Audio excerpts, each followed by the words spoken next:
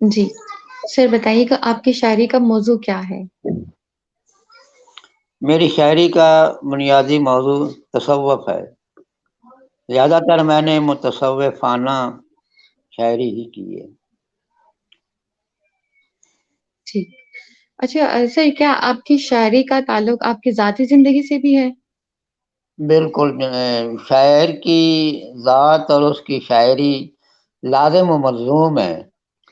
یہ ایک دوسرے کے ٹھیک بغیر رہ ہی نہیں سکتے.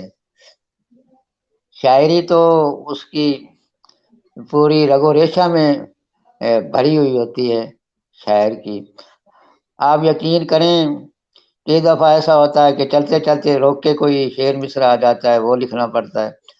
رات کو سونے لگتا ہوں اور کوئی مصرع اور شعر آ جاتا ہے، بیٹھ کے کوئی لکھنے لگتا ہوں. یعنی شاعر کی جو ایک ذہنی کیفیت ہوتی ہے، جو خیال ہوتا ہے، وہ پورا اس کی ذات پہ حاوی ہوتا ہے. شاعری ہی اسے چلاتی ہے، بٹھاتی ہے. یعنی جو اس کے خیالات ہوتے ہیں، کیفیات ہوتی ہیں، وہ آتی رہتی ہیں اور اس کے مطابق اس کا جو فعل و عمل ہے وہ بھی اسی طرح ہوتا ہے. ٹھیک ٹھیک. سر جتنا میں نے آپ کا کلام پڑھا ہے اس میں خیالات کا تسلسل اور احساسات کو آپ نے بہت سادہ انداز میں بیان کیا ہے. تو جی سر جی. مجھے ایسا لگتا ہے کہ آپ کی شاعری کو ہم احساس کی شاعری کہہ سکتے ہیں. تو سر مجھے یہ بتائیے گا، کیا آپ نے یہ شاعری کسی موقع کی مناسبت سے لکھی ہے یا کسی فرد کے لیے مخصوص آپ نے لکھی ہے؟ بالکل ایسا نہیں ہے. شاعری کسی واقعے یا کسی فرد کے لیے نہیں کی جاتی. یہ جو احساسات ہیں نا، جو جذبات ہیں، جو کیفیات ہیں، ان کو انہی شعروں کے قالب میں ڈھالنا ہی شاعری ہے. میرا اپنا ایک شعر ہے کہ میرے اشعار کی سیاہی میں میرا خون جگر بھی شامل ہے. اور اگر تھوڑا سا اسے اور بدل لیں تو اس طرح کہہ لیں کہ دار نے نشترے غم دل پہ میرے مارے ہیں، باہر نے نشترے غم دل پہ میرے مارے ہیں، شیر رنگی یہ نہیں خون کے فوارے ہیں. شاعر کے جو دل پہ کیفیات ہوتی ہیں، اس کی جو احساسات ہوتے ہیں، انہیں بیان کرنا، انہیں اشعار کے قالب میں ڈھالنا ہی شاعری ہے. ٹھیک ٹھیک. تو سر ہم اکثر جب شاعر سے بات کرتے ہیں تو وہ یہ کہتے ہیں کہ ہم نے یہ غزل یا نظم اس موقع کی مناسبت سے لکھی ہے. تو کیا آپ نے بھی کسی خاص واقعے یا مطلب خیال کو لفظوں کی مالا میں پرویا ہے؟ باجی صاحبہ، یہ بالکل بجا ہے. شاعر کی ہر غزل یا نظم کا کوئی نہ کوئی واقعہ، کوئی نہ کوئی حادثہ اور کوئی نہ کوئی بات محرک ہوتی ہے. بس تحریک ہی جی ہوتی ہے اس کے خیالات کو، چونکہ وہ بڑا احساس ہوتا ہے اور اس کی نظر بھی بڑی تیز ہوتی ہے، تو وہ چھوٹے چھوٹے واقعات سے بھی بڑے نتائج اخذ کر لیتا ہے.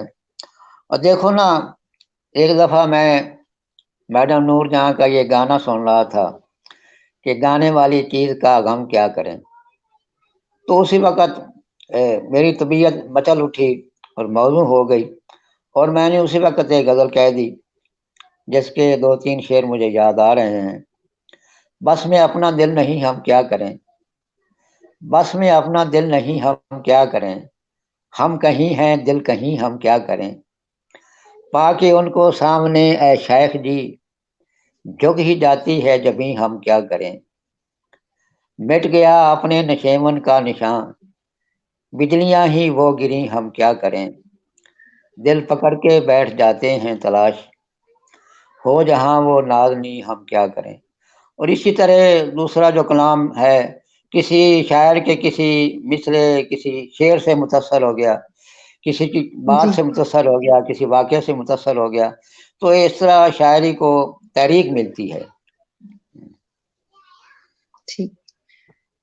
سر آپ کا ایک شعر ہے، ذرا سی دیر میں کتنے بدل گئے تم بھی، لگی ہوئی تھی امیدیں جناب سے کیا کیا. تو سر اس شعر کی آمد کس وقت ہوئی؟ آپ کچھ اس کے حوالے سے بات کرنا چاہیں گے؟ پہلے تو ذرا سی دیر کے بارے میں میرا ایک اور شعر سن لیں. جی وہ یہ ہے کہ دیر لگتی نہیں بدلنے میں، چلتے چلتے جدا نہ ہو جانا. یعنی جو انسان کے خیالات ہوتے ہیں، جو جذبات ہوتے ہیں، جو کسی سے محبت ہوتی ہے، تعلق ہوتی ہے، وہ بدلنے میں دیر نہیں لگتی. اکثر یہ دیکھنے میں آتا ہے کہ چھوٹی سی بات پہ برسوں کے جو تعلق ہوتے ہیں، جو رشتے ہوتے ہیں، وہ ختم ہو جاتے ہیں. ایسا ہوتا رہتا ہے. دوسرا جو ہے نا رہا مسئلہ امید کا، تو انسان کیا کیا امید نہیں لگا لیتا، بلکہ جی کہتے ہیں کہ یہ دنیا امید پہ قائم ہے. لیکن بے وفائی کا امکان زیادہ ہوتا ہے. اور کسی کی بات ہم کیا کریں، خود یہ زندگی اور خود یہ دنیا ہی بے وفا ہے. یہ کسی سے وفا نہیں کرتی. اور موجودہ دور کی مطلب پرستی اور خود غرضی نے تو جن سے وفا کو اور بھی کامیاب کر دیا ہے. اب میں کس کس کی بے وفائی کا آپ کو ذکر کروں. بالکل صحیح. ٹھیک. اچھا سر یہ بتائیے کہ آپ کے پسندیدہ شاعر کون سے ہیں اور انہیں پسند کرنے کی کیا وجہ ہے؟ میں تھوڑا سا جواب آپ کے پہلے سوال میں اس کا دے چکا ہوں. میرے جی جی پسندیدہ بالکل. شاعر حضرت علامہ محمد اقبال ہیں. اور یقین کریں کہ میں نے اپنی شاعری کا بھی اور زندگی کا بھی سٹارٹ لیا ہی علامہ صاحب کے کلام سے ہے اور ان کے پیام سے ہے. اور میں ان سے زیادہ متاثر ہوں. متاثر اس لیے ہوں کہ وہ ایک صوفی شاعر ہیں. میں خود بھی صوفی ہوں. وہ آفاقی شاعر ہیں. وہ ترجمان حقیقت ہیں. وہ مسلمان قوم کے مسلح ہیں. وہ بنی نوع انسان کے شاعر ہیں. سبھی لوگوں کے، سبھی دنیا کے شاعر ہیں.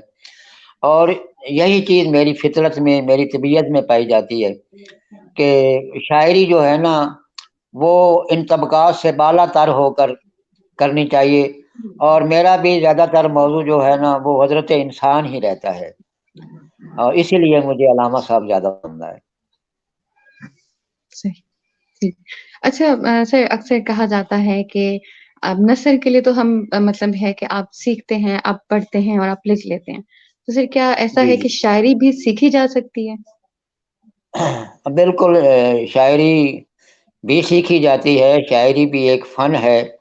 جس جی طرح کوئی بھی فن بغیر استاد کے نہیں آ سکتا، اسی طرح شاعری بھی بغیر استاد کے نہیں آتی. بلکہ سچی بات تو یہ ہے کہ جنہیں اللہ تعالیٰ نے شاعری کے لیے ہی پیدا کیا ہوتا ہے اور ان میں شاعری کے جراثیم وافر مقدار میں ہوتے ہیں، انہیں بھی استاد کے پاس جانا پڑتا ہے. جیسا کہ مادرزاد ولی ہوتے ہیں. آپ ضرور جانتی ہیں کہ مادرزاد ولی بھی ہوتے ہیں جو ماں کے پیٹ میں ہی ولی بن کے آتے ہیں. تو دنیا میں آ کے ان کو بھی اپنے شیخ کامل کی تلاش کرنی پڑتی ہے، راہ سلوک طے کرنا پڑتا ہے، اگرچہ وہ مادرزاد ولی ہوتے ہیں. اسی طرح شاعر اگر شاعر ہی ہو اور قدرت نے اسے شاعر ہی پیدا کیا ہو، لیکن اس کے باوجود اسے استاد کے پاس جانا پڑے گا اور اس فن کو باقاعدہ طور پہ سیکھنا پڑے گا. یہ ضروری ہے اور جی یہ قانون فطرت ہے. دیکھو نا، علامہ صاحب فرماتے ہیں کہ فطرت خود بخود کرتی ہے لالے کی ہنا بندی. یہ ٹھیک ہے. اور یہ بھی کہا گیا ہے کہ اشعراء تلامیذ الرحمان، کہ شاعر جو ہوتے ہیں وہ اللہ کے شاگرد ہوتے ہیں. اور فطرت خود بخود لالے کی ہی نابندی کرتی ہے. کسی کی ضرورت، کسی کی مشاطگی کی ضرورت نہیں ہوتی. لیکن اس کے باوجود جو ایک شاعری کا فن ہے اور جو یہ عروض ہیں یا جو اوزان ہیں یا بہور ہیں، ان کو بھی جاننا ضروری ہے. ان کے بغیر تو بات نہیں بنتی. پہلے یہ سیکھا جائے گا اور جب وہ اس پہ پختہ ہو جائے گا تو پھر اس کے لیے میدان صاف ہو جائے گا. پھر جو اللہ تعالیٰ نے اس کو صلاحیتیں عطا کی ہیں، اللہ تعالیٰ نے جو اس کو خوبیاں عطا کی ہیں، وہ ان کو اپنا شاعری میں ڈالے گا. یہ ضروری ہے. ٹھیک. صحیح. अम, सर मुझे ये बताइए, शायरी लिखना एक मुश्किल काम है क्योंकि इसमें आपको वज़न का भी ख़्याल करना पड़ता है, काफ़िया लतीफ़ का भी ख़्याल करना पड़ता है।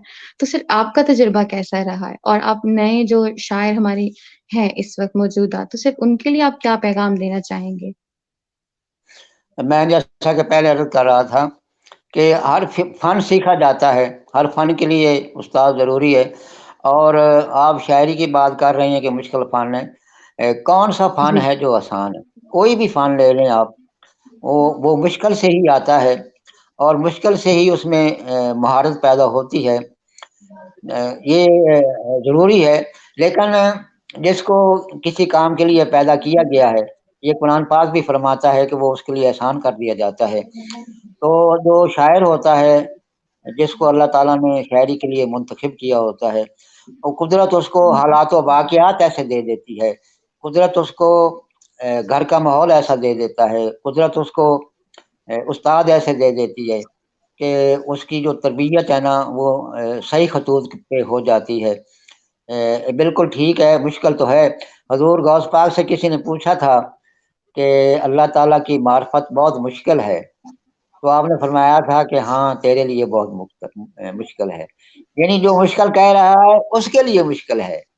अगर उसे मुश्किल ना समझा जाए, तो वो मुश्किल नहीं रहती। देखो ना, जी, ये चीज़ तो अपने अंदर पैदा करनी पड़ती है, मुश्किल से हो या जैसे बिल्कुल। भी हो। देखो अल्लाह ताला कुरान मजीद में फरमाता है कि वल्लज़ीना आमनू अशद्दु हुब्बन लिल्लाह, कि जो ईमान वाले हैं, वो अल्लाह से मोहब्बत करते हैं। तो आप देख लें कि हम सभी तो अल्लाह से मोहब्बत नहीं करते, ना उसकी मोहब्बत के तकाज़े पैदा करते हैं। तो अल्लाह ताला ने तो फरमा दिया, तो ये हम चीज़ हासिल करनी पड़ेगी हमें। ये अल्लाह ताला की और अल्लाह के हबीब की मोहब्बत जो है ना, ये हासिल करनी पड़ेगी और ये जो मोहब्बत का चिराग है, ये कहीं से जलाना पड़ेगा। ये ज़रूरी है। बता तो दिया है कि अल्लाह ताला से मोहब्बत करता है मुसलमान, लेकिन इसके लिए किसी उस्ताद की ज़रूरत है, किसी वाक़िफ़ राज़ की ज़रूरत है, ताकि वो चिराग पैदा हो जाए। और मैंने जो शायरी के हवाले से मकाला लिखा था ना, वहाँ भी मैंने ये बात की थी।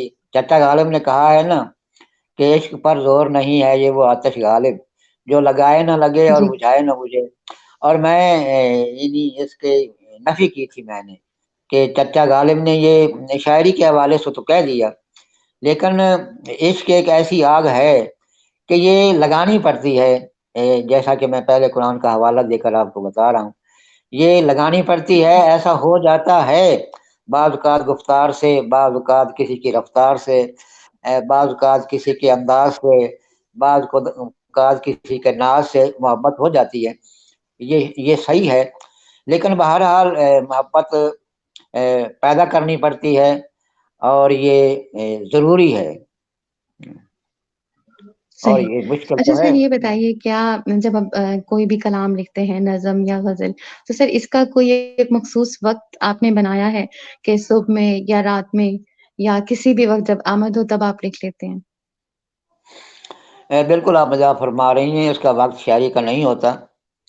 बाज़ औक़ात ऐसा भी होता है कि 10-15 दिन एक एक मिसरा भी नहीं बनता, कोशिश के बावजूद नहीं लिख सकते।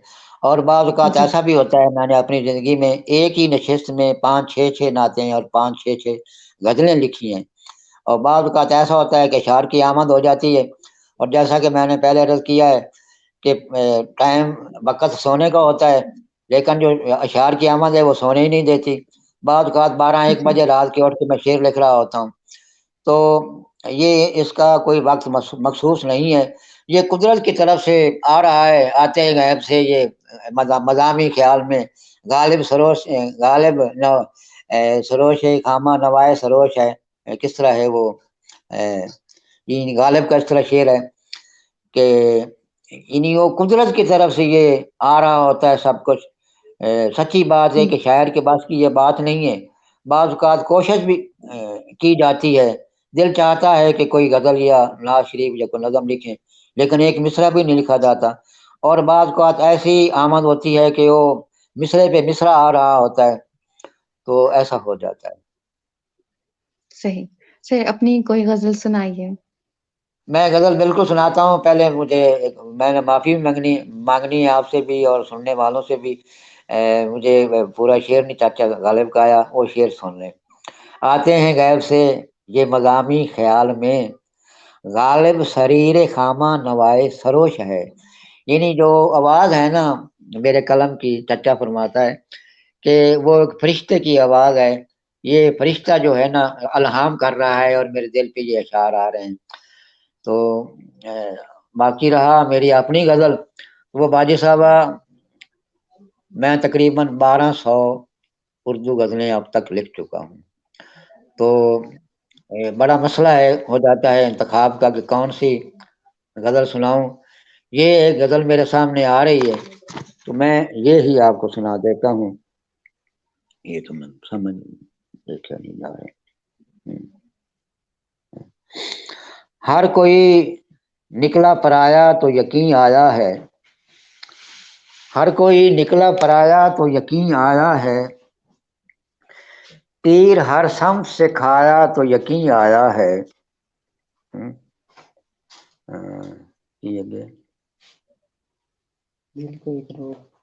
دل کو ایک روگ لگا جاتے ہیں, لگا جائیں بچھڑنے والے. برا نہ محسوس کریں باجی, میری نظر بہت کمزور ہو گئی ہے اور یہاں اندھیرا ہے تو مجھ سے صحیح پڑھا نہیں جا رہا. دل کو ایک روگ لگا جائیں بچھڑنے والے, تیری یادوں نے ستایا تو یقین آیا ہے. کس طرح روگ مچلتے ہیں دلے ویراں میں, کس طرح روگ مچلتے ہیں دلے ویراں میں, جشن آنکھوں نے منایا تو یقین آیا ہے. وار کرنے کے لیے یوں بھی جگہ بنتی ہے, وار کرنے کے لیے یوں بھی جگہ بنتی ہے, جب میرا بن کے وہ آیا تو یقین آیا ہے. میرا دشمن جب میرا بن کے وہ آیا تو یقین آیا ہے. کچھ نہیں ملتا خیالوں سے اندھیروں کے سوا, کچھ نہیں ملتا خیالوں سے اندھیروں کے سوا, دیپ سوچوں کا جلایا تو یقین آیا ہے. لوٹنے والے بھی ہمدرد بنے پھرتے ہیں, لوٹنے والے بھی ہمدرد بنے پھرتے ہیں, چور نے شور مچایا تو یقین آیا ہے. ہیں ابھی دنیا میں کچھ لوگ محبت والے, ہیں ابھی دنیا میں کچھ لوگ محبت والے, پیار سے تم نے بلایا تو یقین آیا ہے. دن برے آئے تو اپنے بھی کنارہ کر لیں, دن برے آئیں تو اپنے بھی کنارہ کر لیں, چل دیا چھوڑ کے سایہ تو یقین آیا ہے. چور کچھ حد عدالت میں نہیں آیا کرتے, چور کچھ حد عدالت میں نہیں آیا کرتے, دل میرا اس نے چرایا تو یقین آیا ہے. کچھ نہیں ملتا کچھ نہیں ملتا بتوں سے کبھی منگتوں کو تلاش, سر انہیں آ کے جھکایا تو یقین آیا ہے. بہت شکریہ. اچھا سر, اب مجھے یہ بتائیے کیا پاکستان میں کتاب کی اشاعت کروانا ایک مشکل کام ہے؟ بالکل مشکل کام ہے, اور خاص طور پہ فی زمانہ جو ایک مطلب پرستی کا اور خود غرضی کا دور ہے, یہ تو بہت ہی تکلیف دہ صورت حالات ہے. یہ الگ بات ہے کہ کوئی صاحب ثروت ہو تو وہ اپنے جی پیسوں پہ چھپوا لے, یا اس کا ادارہ ہو تو چھپوا لے, بہت ہی مشکل ہے. اور سچی بات تو یہ ہے کہ جو مجھ جیسے غریب اور گوشہ نشین اور گمنام سے لوگ ہیں, شاعر ہیں, ان کو تو کوئی پبلشر گاش تک نہیں ڈالتا, انہیں کوئی پوچھتا ہی نہیں ہے. یہ سچی بات. ٹھیک. اچھا, تو آپ کو بھی مطلب جب آپ نے بک شائع کروانے کے بارے میں سوچا تو آپ کو بھی بہت سے مسائل کا سامنا کرنا پڑا؟ نہیں, بالکل مجھے سامنا نہیں کرنا پڑا. اللہ تعالیٰ نے مجھ پہ خاص کرم کیا.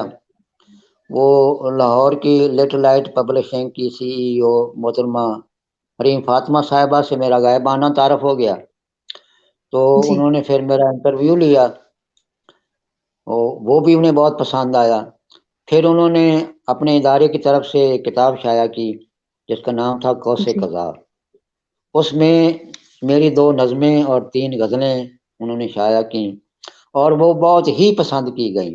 وہ انہیں بھی بہت پسند آئیں, حریم فاطمہ صاحبہ کو بھی, اور جتنے لوگوں نے بھی, بہنوں بھائیوں نے وہ میری نظمیں اور غزلیں پڑھی انہیں بہت پسند آئیں. تو انہوں نے مجھے فرمایا کہ آپ مجھے کتاب بھیجیں, کلام بھیجیں, میں آپ کا کلام چھاپتی ہوں. تو انہوں نے میں 100 غزلیں بھیجی. وہ انہوں نے چھاپی بھی پہلا قدم کے نام سے. وہ آپ نے شاید دیکھ ہی لی ہوگی, آپ کے پاس بھی ہوگی. تو لیکن وہ آگے چل نہ سکی, پتہ نہیں باجی صاحبہ کو کیا مجبوری بنی. تو انہوں نے مجھے اپنے داستان کے سید عمر شاہ صاحب کا آستانہ لکھا دیا, وہاں بھیج دیا. میں نے شاہ صاحب سے فون کیا اور انہوں نے مجھے بڑی محبت کی, بڑی شفقت کی شاہ صاحب نے, اور انہوں نے کہا کہ ہم آپ کا کلام چھاپتے ہیں. تو اگر دیکھا جائے نا تو مجھے تو کوئی تکلیف نہیں ہوئی. بس قدرت نے ایسا حالات بنایا کہ میں ایک سید صاحب کے پاس چلا گیا اور ساری عمر سید سادات کا ذکر کیا ہے, ان کی آل کا ذکر کیا ہے. اور میں نے ان کو بھی کہا تھا کہ شاید حضور پاک صلی اللہ علیہ وسلم نے ہی آپ کو بھیج دیا ہے, آپ تو ان کی آل ہیں.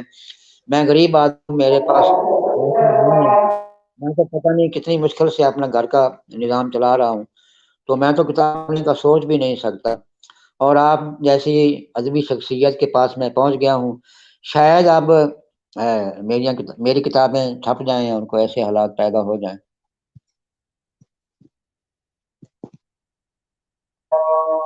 سر اذان ہو جائے پلیز 1 منٹ.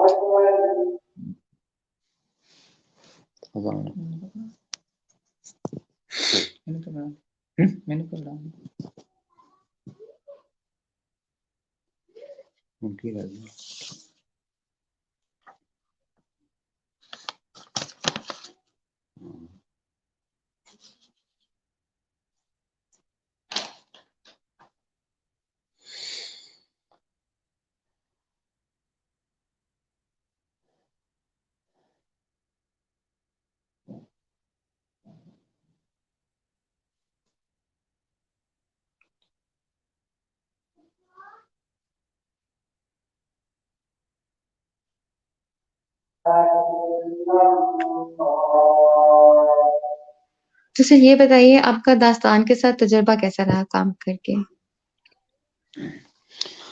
اگرچہ میرا اتنا زیادہ تعارف تو نہیں ہے, ابھی غائبانہ تعارف ہی ہے آپ کے داستان سے بھی, شاہ صاحب سے بھی, جی لیکن یہ میں نے اچھی طرح محسوس کر لیا ہے کہ آپ کا ادارہ ایک با اعتماد ادارہ ہے اور اس نے بے شمار اور لازوال کتابوں کی اشاعت کی ہے. اور یہ میرے جیسے خاص طور پہ پسماندہ لوگ, پیچھے دے رہنے والے لوگوں کو سپورٹ بھی کرتا ہے. اور یہ میری خوش نصیبی ہے کہ میں آپ تک پہنچ گیا ہوں. میں بڑا خوش ہوں اور آپ کو دعائیں دیتا ہوں, آپ کے ادارے کو دعائیں دیتا ہوں. اللہ آپ کو خوش رکھے.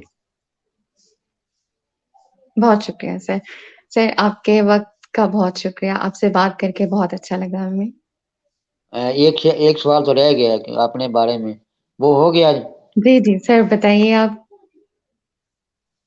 وہ مختصر میں بتا دیتا ہوں جی کہ کہاں تک سنو گے, کہاں تک سناؤں, ہزاروں ہیں دکھڑے میں کیا کیا بتاؤں.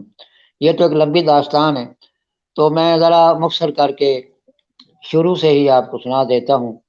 اگر میں موجودہ حالات بیان کرنے لگوں تو نظر کمزور ہو گئی ہے, بال سفید ہو گئے ہیں, دانت تقریباً سارے گر گئے ہیں, قوا مزمل ہو گئے ہیں.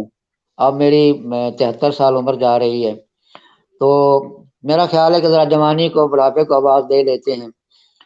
تو میں تاندلے والا شہر کے ایک پسماندہ سے گاؤں میں 1950 میں پیدا ہوا.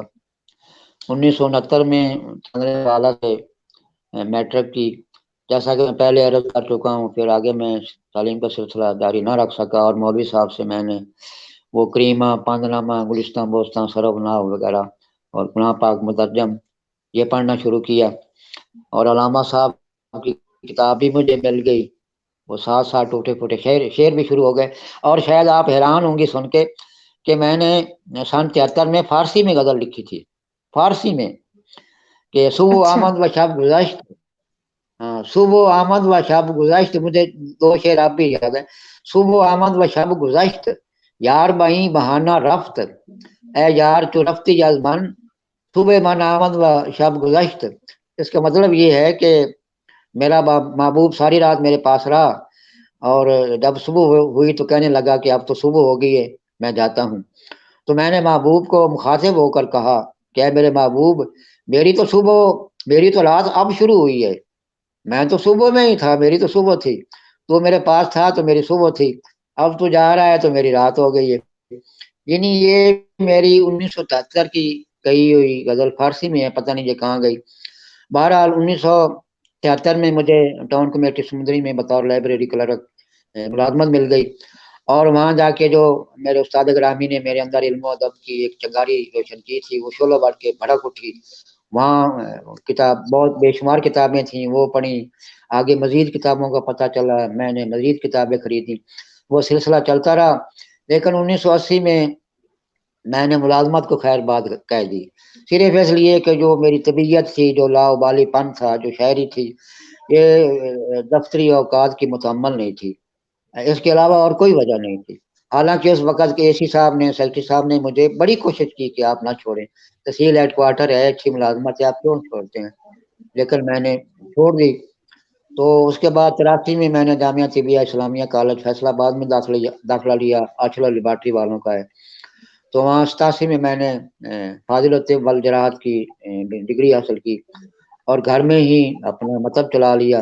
دکان میں تو نہ میں دکان خریدنے کے قابل ہوں، نہ وہاں بل دینے کے قابل ہوں، نہ ادویہ خریدنے کے قابل ہوں، میرے پاس تو پیسے ہی نہ تھے. تو میں گھر میں ہی رہا ہوں. پہلے 40 سال ایک محلے میں رہے، اب نیا محلہ یہاں تانگلے والا میں بنا ہے، طیبہ ٹاؤن. اب یہاں آ گیا ہوں. یہاں آ کے بڑی تکلیف ہوئی، وہاں تو چلو پھر بھی کچھ دو مریض یا کچھ تعلق والے تھے دوا لینے والے، یہاں تو بالکل نئی جگہ تھی، یہاں بڑی تکلیف ہوئی. پھر یہاں میں آ گیا، اور میں نے 1981 میں اپنے علاقے کے مشہور علمی ادبی اور روحانی شخصیت صاحبزادہ پیر محمد انوار حسین قادری جلوانوی، ان کی شاگردی اختیار کی. آپ نے شاید ان کا ذکر سنا ہو، 92 چینل پہ بھی آتے رہے ہیں، صبح نور پروگرام ہے، صبح نور پروگرام ہے. تو ان کی میں نے شاگردی اختیار کی.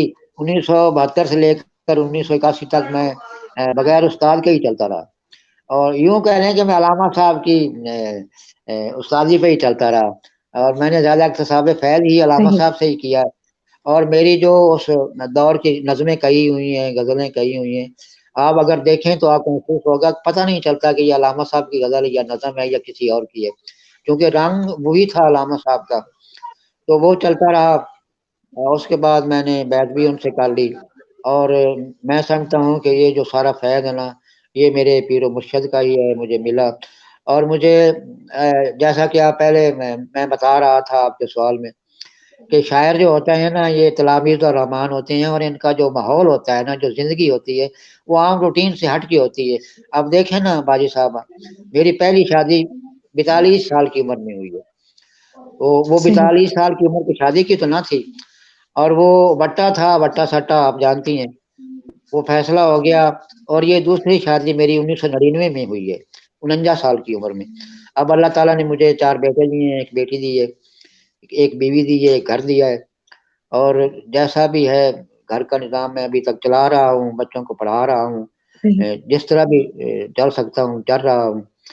اور اس کے بعد 2019 میں ہمارے یہاں تانگلہ والا شہر کے انگلش کے مایہ ناز پروفیسر ہیں، پروفیسر راشد محمود صاحب، وہ سمندری گریجویٹ کالج میں پڑھاتے ہیں، انگریزی کے اسسٹنٹ پروفیسر ہیں. انہوں نے مجھے ایک دن کہا کہ طلعت صاحب، آپ نے ساری عمر گزار دی علامہ صاحب کو پڑھتے پڑھتے، تو کیوں نہ ہم فکر اقبال کی روشنی میں ایک انجمن بنائیں، اور آپ وہاں مقالہ جات پیش کیا کریں. میں نے کہا ٹھیک ہے. تو انہوں نے پھر پہلے مقالے کا نام بھی مجھے دے دیا، اقبال اور تعمیر شخصیت. تو پھر میں نے وہ مقالے لکھنے شروع کر دیے، جو کرونا کی وجہ سے محدود دائرے میں ہم اب بھی کر رہے ہیں. وہ 50 مقالے میں نے لکھے ہیں، جن میں سے تقریباً 30 میں نے مکمل کر لیے ہیں اور باقی 20 جو ہے وہ رفع کیے ہوئے ہیں۔ یہ بھی ایک میرا بڑا اعزاز ہے، میری شخصیت کا خاص پہلو ہے کہ اقبال شناسی میں ساری عمر گزری ہے، اور میں نے ساری عمر علامہ صاحب کو پڑھا ہے اور انہیں دیکھا ہے کہ علامہ صاحب میں کیا ایسی خوبی ہے، کیا راز ہے کہ سارے مولوی، سارے عالم، سارے فاضل ان کے اشعار پڑھنے پہ مجبور ہے، اور جو انہیں مقام ملا ہے کیسے ملا ہے، تو وہ میں نے پا لیا، میں نے پتہ کر لیا وہ تھا کیا تھا، وہ عشق رسول تھا صلی اللہ علیہ وسلم۔ علامہ صاحب نے رومی صاحب سے یہ فیض اخذ کیا ہے، اور جیسا کہ رومی صاحب فرماتے ہیں کہ بعض قرآن مغز را برداشتیں پوسرا پیشے خراں انداختیں، فرماتے ہیں کہ ہم نے قرآن پاک سے مغز حاصل کر لیا ہے اور جو پوست تھا وہ گدھوں کے آگے پھینک دیا ہے، یہ ظاہری معلومیوں کے آگے۔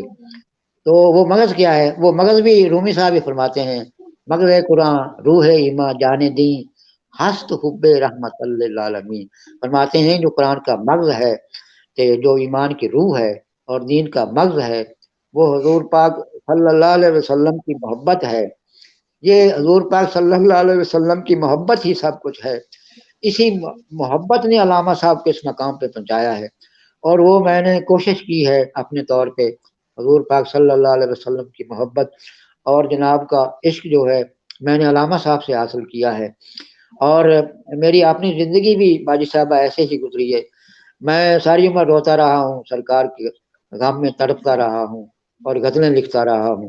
ایک دفعہ ایسا بھی ہو چکا ہے کہ میں رات کو سویا ہوا تھا، بالکل میں سویا ہوا تھا اور نواز شریف لکھ رہا تھا اور رو رہا تھا، اسی عالم میں مجھے جاگ آ گئی، میری آنکھ کھل گئی اور میں نے دیکھا کہ اسی طرح میرے آنسو چل رہے ہیں اور وہ مصرے اور شعر بھی مجھے یاد ہیں، اور وہاں سے آگے میں نے نعت شریف لکھنی شروع کر دی، اور کئی دن یہی کیفیت رہتی ہے، سرکار کی یاد میں، سرکار کے فکر میں ہی چلتا رہتا ہوں اور اشعار جو ہیں وہ ترتیب دیتا رہا ہوں۔ یقین کریں میں یوں کہہ لیں کہ میں شعوری طور پہ اس دنیا میں ہوں ہی نہیں، لا شعوری طور پہ مجھے کہہ لیں، مجھ سے پتہ نہیں کتنی غلطیاں ظاہری طور پہ ہو جاتی ہیں، وہ یعنی اس پاس اس طرح میرا خیال ہی نہیں ہوتا، وہ جو کسی کا شعر ہے نا کہ گفتگو کسی سے وہ خیال تیرا رہتا ہے، ٹوٹ جاتا ہے سلسلہ تکلم کا، تو وہ جب کسی کا خیال ہوتا ہے نا تو وہ دوسری طرف توجہ چونکہ گھٹ ہوتی ہے، تھوڑی ہوتی ہے، یہی وجہ ہے کہ میں دنیا کے اعتبار سے بہت ہی پیچھے ہوں، اور مجھے یوں کہہ لیں کہ دنیا کی ہوا مجھے لگی ہی نہیں، میں ساری عمر سرکار کی جو عالم ہے نا، جو یاد ہے، ذکر فکر ہے، اسی میں نے زندگی گزار دی ہے، اور مجھے پورا یقین ہے کہ حضور پاک صلی اللہ علیہ وسلم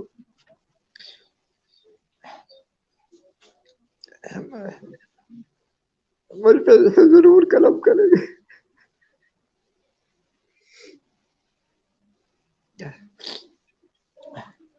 حضور مجھ پہ ضرور کرم کریں گے، اور جو میرے پاس ہے یہ سرمایہ ہے اتنا بڑا، یہ قوم کی امانت ہے، میں چاہتا ہوں کہ یہ امانت قوم تک پہنچنی چاہیے۔ سر بہت شکریہ آپ کے وقت کے لیے، آپ سے بات کر کے بہت اچھا لگا۔ آپ کی بھی بڑی مہربانی کہ آپ نے مجھے اتنی اہمیت دی، اتنا وقت دیا، یہ بڑی بات ہے، کسی کو اہمیت دینا، وہ خود بھی صاحب عظمت ہوتا ہے جو کسی کو وقت دیتا ہے، اہمیت دیتا ہے، وہ خود بھی قابل قدر ہوتا ہے، اس میں کوئی شک نہیں۔ ٹھیک ہے بھائی اللہ حافظ سر۔ صاحب۔